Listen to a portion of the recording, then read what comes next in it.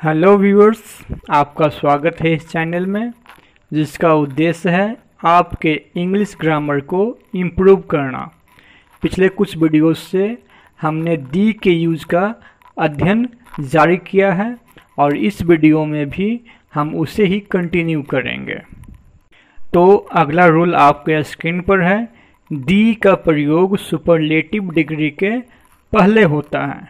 इसे हम एग्जाम्पल से समझते हैं। The richest person, the darkest night या the most beautiful girl।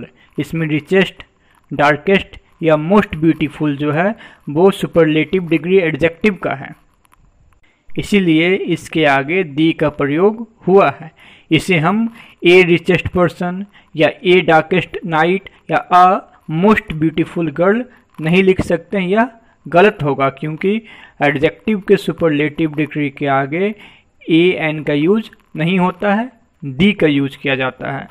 परंतु इससे जुड़े हुए एक दो नोटेबल पॉइंट्स हैं जिसे ध्यान देने की आवश्यकता है और जो पहला पॉइंट आपके स्क्रीन पर है। मोस्ट का प्रयोग वेरी अर्थात बहुत के अर्थ में होने पर इसके पहले ए का प्रयोग किया जा सकता है। जैसा कि हम एग्जाम्पल देख सकते हैं, this is a most useful video. यह एक बहुत उपयोगी वीडियो है। इसमें देखिए मोस्ट का यूज जो है वेरी के अर्थ में हुआ है। यहाँ मोस्ट को हटाकर अगर वेरी भी लिखते हैं तो सेंस एक ही होगा, this is a very useful video. तो ऐसी स्थिति में जहाँ मोस्ट का अर्थ वेरी हो वहाँ मोस्ट के आगे दी नहीं लगाएंगे। हम अगले पॉइंट की ओर चलते हैं। मोस्ट का प्रयोग अधिकांश के अर्थ में होने पर भी उसके आगे आर्टिकल्स ए एन दी का प्रयोग नहीं होता है। जैसा कि एग्जाम्पल देख सकते हैं, मोस्ट स्टूडेंट्स आर इंडस्ट्रियस, अधिकांश छात्र मेहनती होते हैं। यहाँ देखिए मोस्ट का अर्थ अधिकांश है, यह सुपरलेटिव डिग्री के रूप में यूज नहीं हुआ है बल्कि अधिकांश के रूप में यूज हुआ है। तो ऐसी स्थिति में इसके आगे दी का प्रयोग नहीं करेंगे। अब सुपरलेटिव डिग्री से जुड़ा हुआ एक और पॉइंट हम देखते हैं जो सबसे महत्वपूर्ण इससे है। मोस्ट, बेस्ट, नाइसेस्ट, हार्डेस्ट आदि एडजेक्टिव के सुपरलेटिव रूप होते हुए भी एडवर्ब के भी सुपरलेटिव रूप हैं, यानी इनका प्रयोग एडजेक्टिव के सुपरलेटिव रूप में तो होता ही है, साथ में एडवर्ब के सुपरलेटिव रूप में भी होता है। जब इनका प्रयोग एडजेक्टिव के सुपरलेटिव रूप में हो तो इनके आगे दी लगेगा, लेकिन जब एडवर्ब के सुपरलेटिव रूप में हो यानी एडवर्ब की तरह हो तो उसके आगे दी का प्रयोग नहीं होगा। इसे हम एग्जाम्पल से समझ सकते हैं। Which videos do you like most, आपको सबसे अधिक पसंद कौन से वीडियो हैं। इसमें देखिए जो मोस्ट है उसके आगे हम दी का यूज नहीं किए हैं क्योंकि यहाँ मोस्ट एडवर्ब के रूप में प्रयुक्त हुआ है, ना कि एडजेक्टिव के रूप में। यदि हम इसे इस तरह से लिखें, which videos do you like the most, तो यह गलत होगा, मोस्ट के आगे दी नहीं होगा। लेकिन जब इसी मोस्ट का या बेस्ट का, हार्डेस्ट का, नाइसेस्ट आदि का यूज एडजेक्टिव के रूप में हो तो उसके आगे दी का प्रयोग अवश्य होता है। जैसा कि हम इस एग्जाम्पल से समझ सकते हैं, he is the best student in his class. यहाँ देखिए बेस्ट जो है उसके बाद नाउन आया स्टूडेंट, यानी बेस्ट एडजेक्टिव के रूप में है, एडजेक्टिव का सुपरलेटिव है, इसलिए इसके आगे दी यूज होगा। यदि दी हटाकर हम लिखते हैं he is best student in his class तो यह सेंटेंस गलत होगा। यानी एडजेक्टिव के रूप में प्रयुक्त होने पर उसके आगे दी का यूज होगा, लेकिन जब एडवर्ब के रूप में ये सब शब्द यूज हों तो उसके आगे दी का प्रयोग नहीं होगा। इसे पहचानने में भी परेशानी नहीं है। जब एडजेक्टिव के रूप में यूज होते हैं तो उनके बाद नाउन का प्रयोग अवश्य होता है, जबकि एडवर्ब के रूप में यूज होने पर ऐसा नहीं होता है। अब हम दी के अगले यूज पर चलते हैं जो आपके स्क्रीन पर है। दी का प्रयोग ऑर्डिनल नंबर्स, जिसे ऑर्डिनल एडजेक्टिव भी कहते हैं, उनके पहले होता है। तो ऑर्डिनल नंबर है क्या? तो इसे first, second, third, fourth, fifth आदि जो होता है वो ऑर्डिनल नंबर कहलाता है या ऑर्डिनल एडजेक्टिव्स कहलाते हैं। इसमें नेक्स्ट और लास्ट भी शामिल होता है। इसे हम एग्जाम्पल से समझ सकते हैं। द फर्स्ट वैक्सीन ऑफ कोविड-19, कोविड-19 का पहला वैक्सीन। यहाँ देखिए फर्स्ट जो है ऑर्डिनल नंबर, उसके आगे दी का यूज हुआ है। The last chapter of this book, इस बुक का अंतिम चैप्टर, तो यहाँ देखिए लास्ट के आगे दी का यूज हुआ है। तो फर्स्ट हो, सेकंड हो, थर्ड हो, लास्ट हो, नेक्स्ट हो, इसके आगे दी का प्रयोग होता है। परंतु इसमें ध्यान देने वाला एक पॉइंट है कि नेक्स्ट या लास्ट के बाद समय दर्शाने वाले शब्द हो, टाइम एक्सप्रेसिंग वर्ड्स हो, जैसे हो सकता है day, month, week, year, night, morning आदि, तो इसके पहले दी का प्रयोग नहीं होगा। जैसा कि एग्जाम्पल आप दे सकते हैं, लास्ट मंथ सही है लेकिन दी लास्ट मंथ गलत होगा। नेक्स्ट वीक सही है लेकिन दी नेक्स्ट वीक गलत होगा। हालांकि लास्ट प्लस टाइम का प्रयोग फॉर की सहायता से पीरियड ऑफ टाइम दर्शाने के लिए हो तो लास्ट प्लस टाइम के पहले दी का प्रयोग होता है। वहीं पॉइंट ऑफ टाइम जब हम सिंस से दर्शाते हैं तो दी का प्रयोग नहीं करते हैं, जिससे हम एग्जाम्पल से समझ सकते हैं।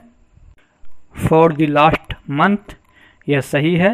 यहाँ देखिए लास्ट मंथ है और उसके पहले फॉर लगाएंगे तो दी का यूज करना होगा, नहीं तो सिंस के साथ लगाइए सिंस लास्ट मंथ, यहाँ दी की आवश्यकता नहीं है। हम एक और एग्जाम्पल देख सकते हैं, फॉर द लास्ट ईयर सही है। इसी तरह से बिना दी का लगाना है तो सिंस के साथ सिंस लास्ट ईयर का प्रयोग भी सही है। अब हम दी के अगले यूज की ओर चलते हैं जो आपके स्क्रीन पर है। म्यूजिकल इंस्ट्रूमेंट्स के नाम के पहले दी का प्रयोग होता है, जिसे हम एग्जाम्पल से समझेंगे। तबला के आगे दी लगेगा, दी तबला, सिर्फ तबला का यूज गलत है। दी हारमोनियम, दी पियानो, दी वायलिन आदि, अगर इसके आगे दी नहीं लगाएंगे तो यह गलत होगा। हम इसे वाक्य में भी एग्जाम्पल बना सकते हैं। I can not play the piano, इसे हम I can not play piano या ए पियानो नहीं लिखेंगे, यदि लिखेंगे तो गलत होगा। यहाँ म्यूजिकल इंस्ट्रूमेंट है तो उसके नाम के पहले दी का प्रयोग होगा।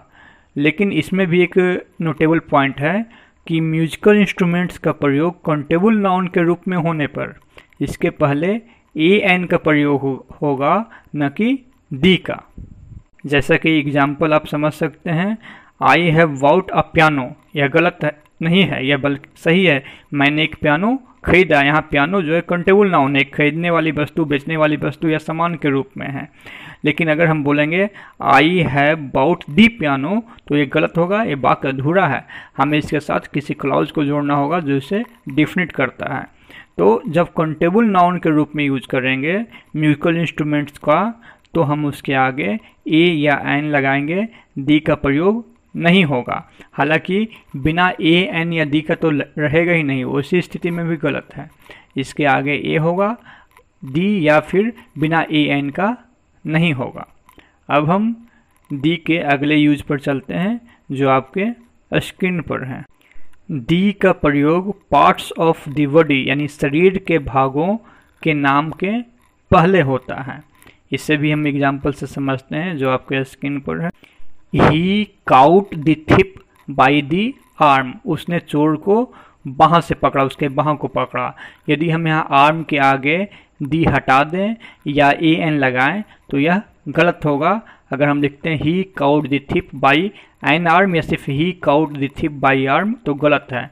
यहाँ शरीर के अंग के नाम के पहले आर्म जो है बाजू, उसके पहले आर्टिकल के रूप में दी का यूज करना होगा।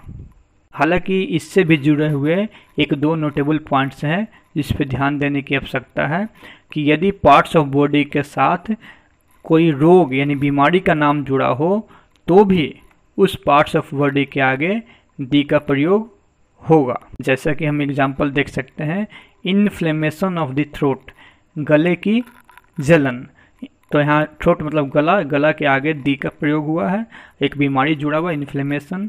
हम एक और एग्जांपल देख सकते हैं, cancer of the lung, lung का कैंसर, तो लंग के आगे दी का प्रयोग हुआ है।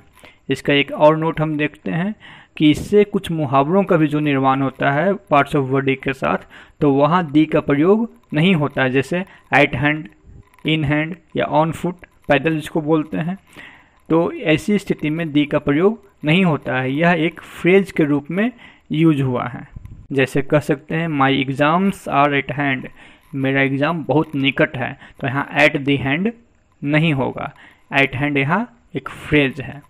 इससे जुड़ा हुआ एक और नोटेबल पॉइंट है कि पार्ट्स ऑफ बॉडी का प्रयोग जब कंटेबल नाउन के रूप में हो तो इसके आगे ए या एन लगता है, जैसा कि हम कई रूल्स में पढ़ चुके हैं कि जब कंटेबल नाउन के रूप में यूज होगा तो उसके आगे ए या एन लगेगा। हम इसे एग्जाम्पल से भी समझ सकते हैं। I have a mouth, a knows and 2 hands. यहाँ देखिए माउथ के आगे ए आया है, नोज के आगे ए आया है। तो ऐसी स्थिति में जब कंटेबल नाउन के रूप में यूज हो तो आवश्यकता अनुसार ए या एन लगता है। तो इस वीडियो में हमने दी से जुड़े हुए कुछ रूल्स का अध्ययन किया है और उससे जुड़े हुए कुछ पॉइंट्स को भी जाना है जो एग्ज़ाम्स के लिए बहुत इंपॉर्टेंट है। हम लोग अगले वीडियो में भी दी के यूज़ को ही कंटिन्यू करेंगे।